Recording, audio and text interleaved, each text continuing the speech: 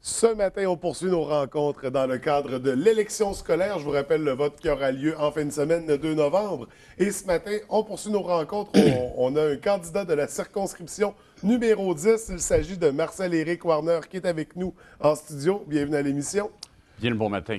Écoutez, on a une formule spéciale pour les entrevues d'élection. On va aborder 3 thématiques, 3 sujets.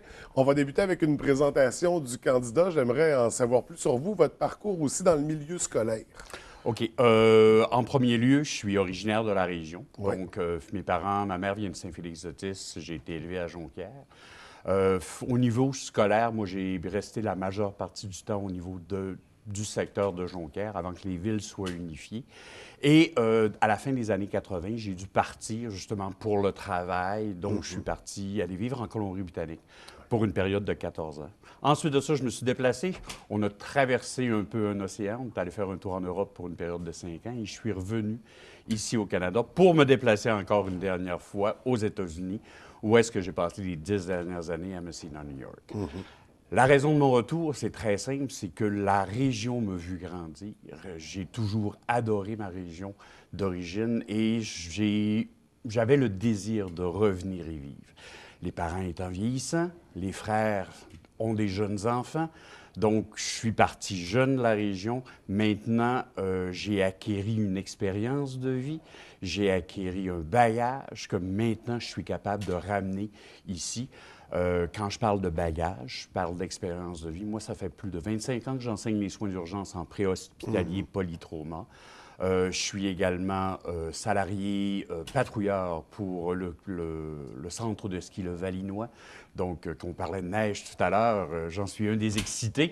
On est prêt à sortir les skis. Et j'ai toujours enseigné que ce soit le domaine de la natation. Donc, j'ai travaillé avec des jeunes, que ce soit autant préscolaire, primaire, secondaire, et j'ai également formé des jeunes sauveteurs nationaux parce que j'enseigne pour la Croix-Rouge, la Société de sauvetage, la Fondation canadienne des maladies du cœur et toujours les soins d'urgence. Donc, je suis habitué de travailler en gestion de crise, situation de stress et gestion un peu du principe.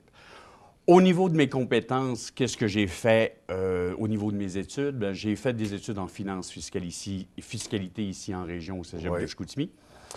Durant cette période-là, bien, j'étais membre de l'association étudiante du collège. J'étais également, j'avais un siège élu au niveau du conseil d'administration du collège et j'ai été également 2 ans vice-président de la Fédération des étudiants collégiales du Québec. Donc, j'ai eu à présenter un mémoire en commission parlementaire lors de la réforme de l'enseignement collégial. Dans le temps, c'était Mme Robillard, qui était ministre de l'Éducation. Donc, tout ce parcours-là nous amène à aujourd'hui. On se présente candidat pour la circonscription numéro 10. Pourquoi avoir choisi cette circonscription?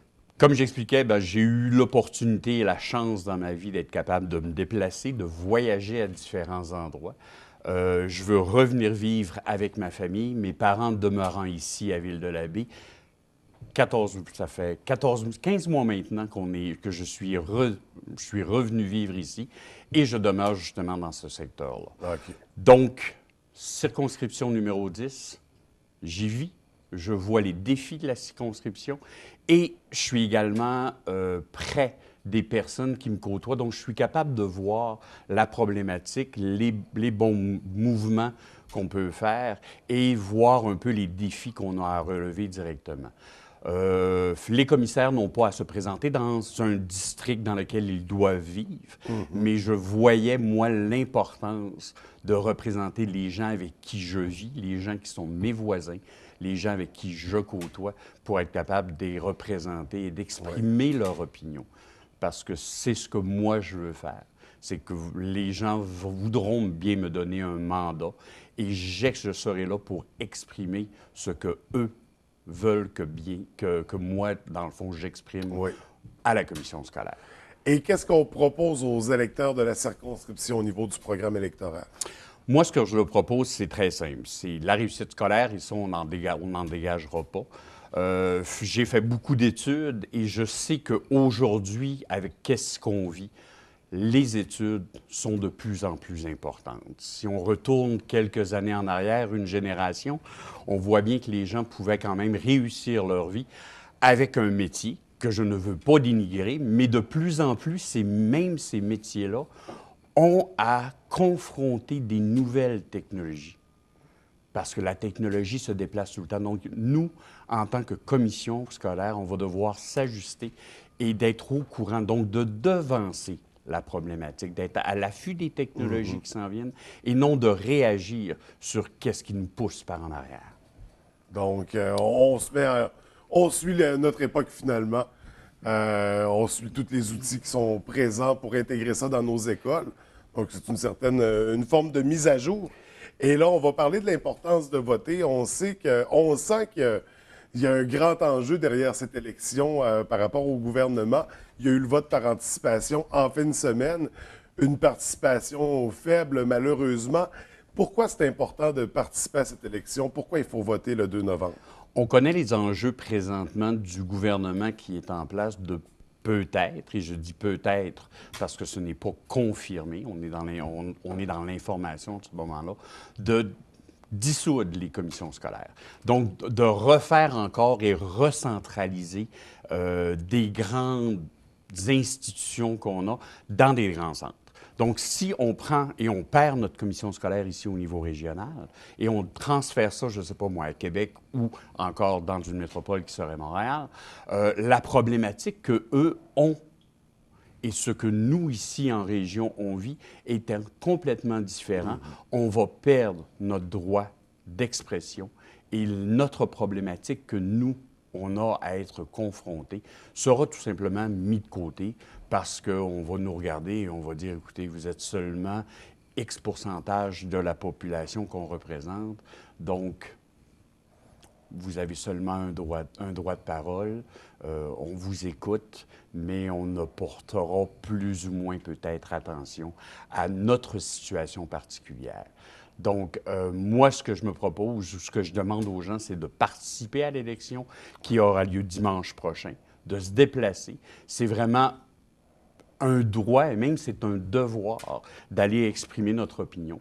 Et ce que je demande, moi, c'est le support de la population, justement, pour être capable de continuer à travailler de façon proactive et non de façon passive sur les choses du passé. Oui, je suis nouveau. Je suis jeune, je fais un retour dans ma région, mais ce que je veux faire, c'est que je veux ramener qu'est-ce que la vie me donnait et la redonner à ma région qui m'a vu grandir. Donc, très intéressant. Et pour le 2 novembre, peu importe pour qui on vote, l'importance de voter est là, surtout pour les régions comme nous. Donc, on parle de centraliser l'éducation. Nous, c'est ce qu'on veut pas. On veut garder un peu le contrôle sur tout ça, pouvoir mettre du nôtre et adapter à notre région une éducation. Pour terminer, pourquoi voter pour vous le 2 novembre? Dans le fond, c'est très simple. Je suis une personne qui est extrêmement active, je suis une personne qui est proactive, je suis une personne qui aime devancer la problématique. Et oui, à l'occasion, je vais être confronté avec des problématiques, mais j'ai toujours dit qu'il n'y a pas de problème. Il y a toujours une solution. Donc, à partir de ce moment-là, je resterai à l'écoute, je serai disponible pour les gens de ma circonscription, autant les parents, les grands-parents et naturellement, nos élèves seront en premier plan de cet événement-là. Donc, s'il vous plaît, déplacez-vous, allez voter le 2 novembre, aidez-nous à sauver notre commission scolaire. Donc, votre vote et votre parole est important pour nous. Absolument. Merci beaucoup, M. Warner, de nous avoir accordé cette entrevue. Plaisir, François. On vous souhaite une belle campagne et au plaisir de se revoir. Merci. Merci.